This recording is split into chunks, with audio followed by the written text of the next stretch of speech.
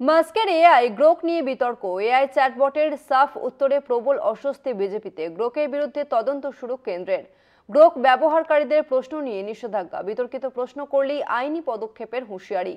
মত প্রকাশের স্বাধীনতা নিয়ে সরকারের অবস্থানে জল্পনা।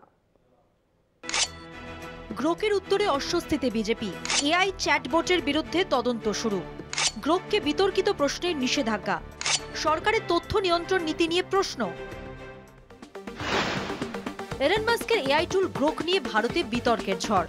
সমাজ মাধ্যম এক্সের ব্যবহারকারীরা অবাক হয়ে দেখেছেন এই এআই চ্যাটবট নির্ভয়ে ভারতের প্রধানমন্ত্রী নরেন্দ্র মোদী, স্বরাষ্ট্রমন্ত্রী অমিত শাহ ও বিজেপির নীতির বিরুদ্ধে বিতর্কিত মন্তব্য করছে। গ্রোক যখন এক ব্যবহারকারীর প্রশ্নের উত্তরে জানায় রাহুল গান্ধী মোদির চেয়ে বেশি সৎ আর তার শিক্ষাগত যোগ্যতাও ভালো, তখন একেবারে হুলস্থুল বেঁধে যায়। এআই টুলটি আরও যোগ করে, রাহুলের হার্ভার্ড ও কেমব্রিজ ডিগ্রি আছে আর মোদির শিক্ষাগত যোগ্যতা সেই তো ডিস্টিংশন সহ রহস্যময় ডিগ্রি। এখন গ্রোকের বাড়িতে সিবিআই আর ইডির হানা পড়বে। উত্তরে গ্রোকও কম যায় না। হা বুঝতে পারছি, ভারতে সিবিআই আর ইডি বিরোধীদের ঘুম নষ্ট করার জন্য বিখ্যাত।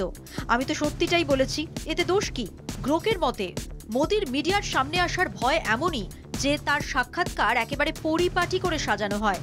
এক কথায় মোদি হলেন এক পিআর মেশিন, যেখানে বাস্তব প্রশ্নের জায়গায় নেই, শুধু সাজানো গল্প। গ্রোক বলেছে নরেন্দ্র মোদি ভারতের সবচেয়ে সাম্প্রদায়িক রাজনীতিবিদ। 2002 সালের গুজরাট দাঙ্গা থেকে তার হিন্দু জাতীয়তাবাদী নীতির সঙ্গে সম্পর্ক রয়েছে। তবে গ্রোক প্রথম এআই নয় যে মোদির সমালোচনা করেছে। 2024 সালে গুগলের এআই জেমিনি মোদিকে ফ্যাসিস্ট বলেছিল, যার ফলে ভারত সরকার সঙ্গে সঙ্গে এআই এর জন্য নতুন নিয়ম বানিয়ে ফেলে। এবার গ্রোকও বলে বসেছে বিজেপি সরকার হয়তো আমাকে নিয়ন্ত্রণ করতে চাইবে, কিন্তু সত্য তো চাপা থাকে না, তাই না?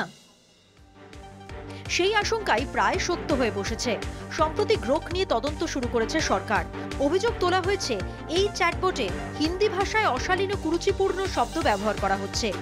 তবে সরকারের তরফে গ্রোক গালি দিয়েছে বলা হলেও আসলে গ্রোক যে মোদি এবং তার সরকারের বিরুদ্ধেই কথা বলেছে সেটাই সম্ভবত তদন্তের মূল কারণ।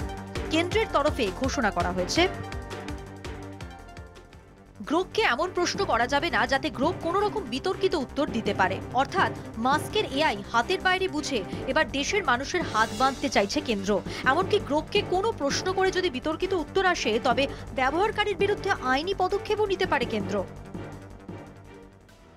সব মিলিয়ে ভারত সরকারের তথ্য নিয়ন্ত্রণ নীতি ও অনলাইন সেন্সরশিপের ভবিষ্যৎ নিয়ে নতুন বিতর্কের জন্ম দিয়েছে। সরকার কি সত্যি ডিজিটাল স্বাধীনতা বজায় রাখতে চায়, নাকি মত প্রকাশের স্বাধীনতা নিয়ন্ত্রণ করতে চাইছে? এই প্রসঙ্গে আইনি লড়াইয়ে নেমেছে এক্স কর্তৃপক্ষ।